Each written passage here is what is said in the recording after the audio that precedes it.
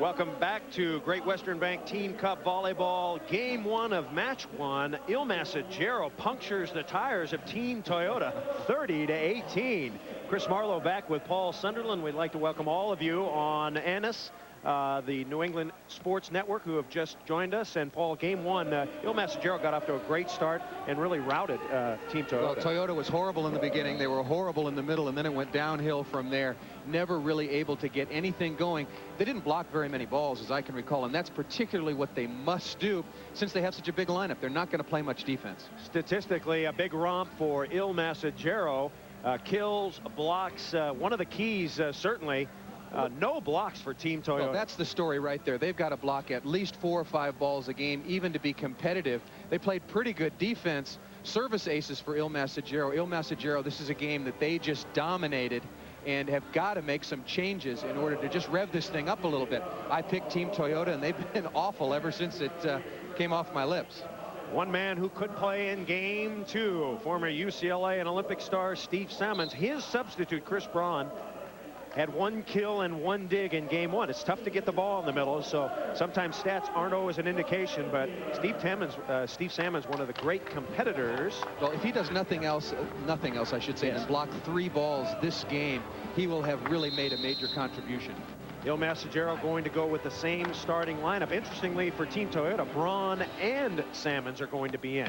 Well, so that puts Mark Miller on the bench. Well, I'm not so sure about that move by Ernie Hicks. I thought Miller was doing a pretty good job. He's 6'9".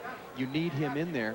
You're not going to get much offense out of Rod Wild's ball club in the middle because they don't pass the ball well enough. You're going to get most of your kills from the outside, but you need the big guys to block. Passing now for Team Toyota, Randy Stoklos and Kent Steffes. Here we go.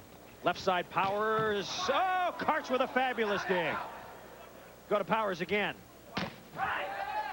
And scooped up by Giovanni Archiello. Team Toyota needs this one to get off to a good start. Powers jammed and jammed back. So Steve Timmons still showing that he is strong at that net. Well, Timbo knows where the weight room is, too. He probably has one in his garage. He and Karch usually do things in pairs. 1-0, Il Messagero with a lead. Don't forget Coca-Cola, led by St. John Smith and Ricky Ludy's Adam Johnson. Team Paul Mitchell coming up next.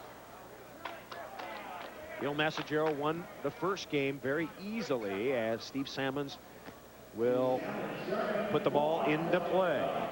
Just married recently within the last year. Went to his wedding. It was a beautiful affair. He's got a beautiful wife and a very rare father. Mr. Sambo had a great time at that particular wedding. As Karch taps it down, it's dug up and could be a point. And it is. Pat Powers thumping for a point. What does Toyota have to do? Pass? Set?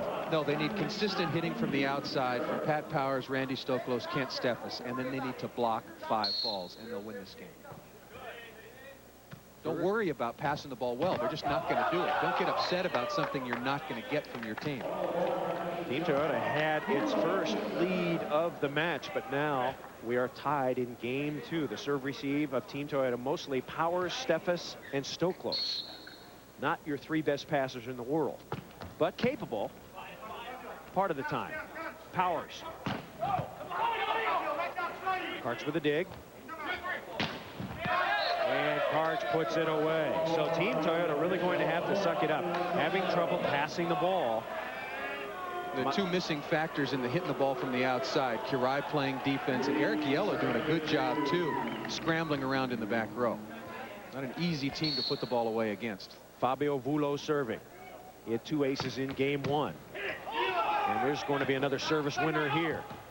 Oh, and the Italian team just messes up the play. A couple guys bumping into each other. Vullo could not get through as Mombelli blocked his path. But he did what you want your setter to do. Push everybody else the heck out of the way. He's the 5-1 setter in their system. Just let him set every ball. Powers to serve. Game 2, 3-3. And the Pieper serve goes long. It cost Toyota a point, but I think they have to do that. Kirai and Archiello are just passing nails everything that's served up to them easily. Good pass. Play action. Il Messagero, another point? No. Yes. Someone from Team Toyota touched the net. And Eric Kielo, their number 7, the player next to Timmons, saying, yes, I saw you touch it. I think you just have to find a hot hitter on the outside if you're Rod Wild, because what he's doing now is whenever he gets a good pass, he's forcing it into the middle, and the block of Il Messagero is just standing there waiting. In defensive Wild, nobody can set well. No, there's no way you when can you get a bad pass. You can't run your system. You can't get into a good setting rhythm, gain some confidence with your combination plays if your teammates are passing the ball all over the building. Team Toyota does have Brent Frohoff, who is a very good beach passer, on the bench. Is it a possibility he could play? As Steffes thunders one through. Well, I hope to ask Pat Powers right before the match if he and Ernie Hicks had discussed it. I'd bring him in if they were in trouble to have Brent Frohoff pass a ball. Bring him in for Salmons or Steffes when he's in the back row, have him play defense and pass the ball. So Brent Frohoff and Mark Miller, the 2 subs on Ernie Hicks's bench, and so far no combination has worked.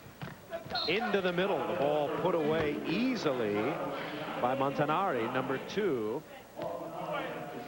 Montanari had a big match one. He had 8 kills, a couple of blocks, a couple of digs. He has 8 so far tonight, so he's playing well. Ace, isn't he? Well, Il Messagero has certainly gotten their legs for the Great Western Forum floor. They're serving the ball extremely well, playing good defense, giving the folks here a little evidence of why they are such a great team internationally.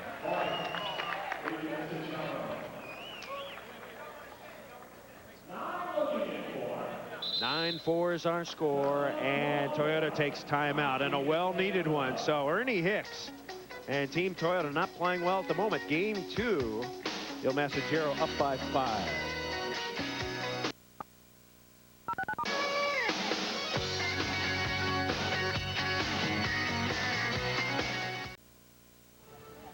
He is the most recognizable face ever in volleyball. Maybe the most recognizable hair ever. He's played on 2 Olympic teams, 2 gold medals. Will he be back for a 3rd in 1992? What about it, Timbo? It really depends on how I feel after this year, whether or not I go back to the team. I'm going with the team to the World Cup in November of this year, and that'll be a test to see how I feel I'm playing and how the team's doing, and if I really want to do it again in '92. He's had some tendonitis in his right arm, but he told me today before the match it's not as bad as you and Paul say it is. Well, I think just copy? No, I think he definitely wants to play, but he wants to play up to the standards of Steve Timmons. And if he's exhausted and beat up after the Italian League, or maybe if he suffers an injury while there. Remember, he ruptured his patella tendon in his right knee right after 1985 in Korea. And if he comes back healthy, I think he'll be very, very excited to go to Barcelona and try for 3 gold medals in a row. Chris Braun. Good pass. Eric Kielo right on the money. Transfer point for Toyota. They need it. Steffes. And Steffes trying to jam on Timmons. There's nobody in the world that jams better than Timmons. He's got big hands, big arms, big everything. And Kent Steffes can jump. He's strong. He knows how to play and is just completely overmatched here. This is just a mismatch. Timmons once bench pressed 275 pounds, so he's one of the stronger volleyball players. He might be over that now. That was back in 1984. Steve was the strongest player on the 1984 Olympic team, if you're wondering. I was second and Karch was third. And you were last, I think. Did you say eating or the bench press? Got Karch on a bad day. He was sick, and he only did 248. I was in at 250. What were you in at? That's what the dinner table weighed, wasn't it? 250 when you pushed yourself away from it? Vulo to Timmons. It's got to come over, and it does. 11-6, Il Messagero. Back set. Salmon's first swing. And another point for Il Messagero. I think one of the keys now for Toyota, get Salmons involved because he can excite them. Well, they need anybody, any help they can possibly get. How serious is the Italian Federation about... there's the head coach, Ricci, the assistant coach, the general manager, the trainer. Don't know who he is. And another guy that they just flew in. Yes, maybe the Maharishi Yogi or someone to give good karma to Karch and Steve. 12-7, so 5, as they say, blue suits on the sideline for Il Messagero. And it's been a very successful combination of coaches, trainers, etc. for Il Messagero. 13-7. Cry and Timmons winning the championship this year. Overall record of 26-1 over there. Good pass by Stoklos. And Salmons puts it away. The one match they lost was a match they didn't need to win, and they pulled Karch and Steve after the first game and basically tanked it on that one and went on to win the championship. They could have gone undefeated. Second kill for Salmons, trying to get in the match, and he is a very good player. If you feed him, you got to get him some balls to hit. That turns on his whole game. Exactly. If you get him a couple of kills, he'll all of a sudden become a very good blocker as well. Steffes tries to jack one up. He cannot on the defensive play. And Karch Karai now with 8 kills. So he has been a key player for Il Messagero. As Vulo, whose serve from the left side has been spectacular. A couple of aces and another one. Nope. Wild saves it, and Stoklos kills it. So good play by Rod Wild to save a high pass. He's got great, strong hands. A lot of players use the deep dish and massage it. He just pongs it off those hands and really caught that one a good high extension. Boy, Vulo is just bombing the jump serve from the left back. He wants to change the rules, too. Pat Powers serving. Vulo to Karch, and Karch taps another one down. Eric Yellow, I think he and Kirai's passing have been the key to this match. They've been able to score out of their offense. That's gotten them in good rhythm, and everything else is coming out of that. Once again, we're playing to 30 points, 2 games to 30. The last one is to 11. And Steffes has been spectacular. I think he's been the best player for Toyota by far.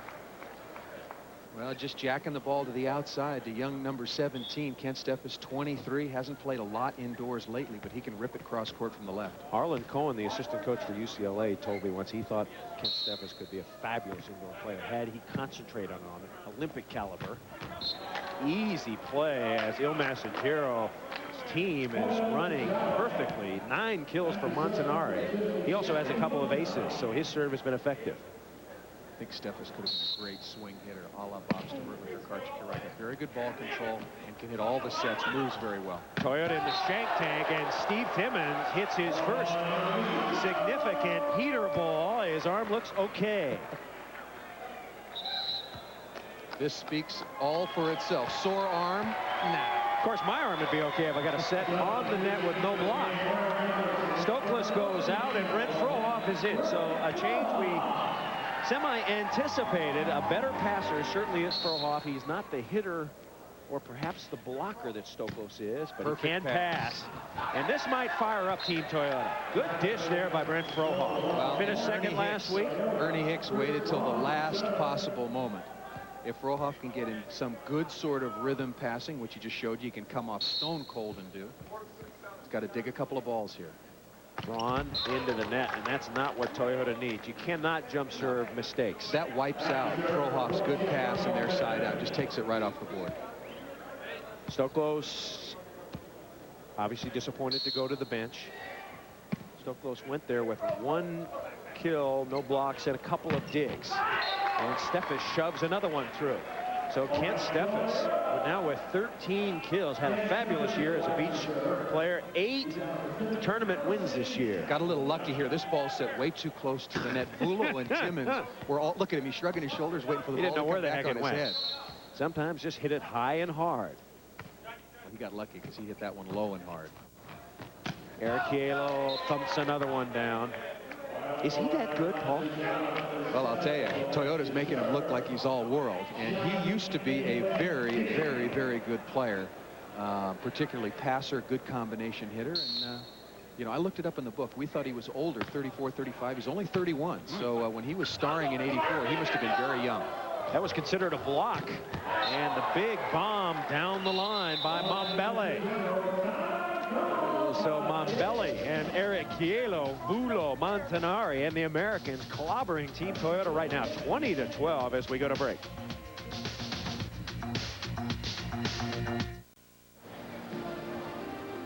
Chris Marlowe and Paul Sunderland back at the Great Western Forum. This is Great Western Bank Team Cup Volleyball here on the Prime Network. You're looking at the Italian coaching staff of Il Messagero. Do they look relaxed? Of course they do. Their team is cutting up Team Toyota right now. They won game 1. They're winning game 2 behind Steve Timmons.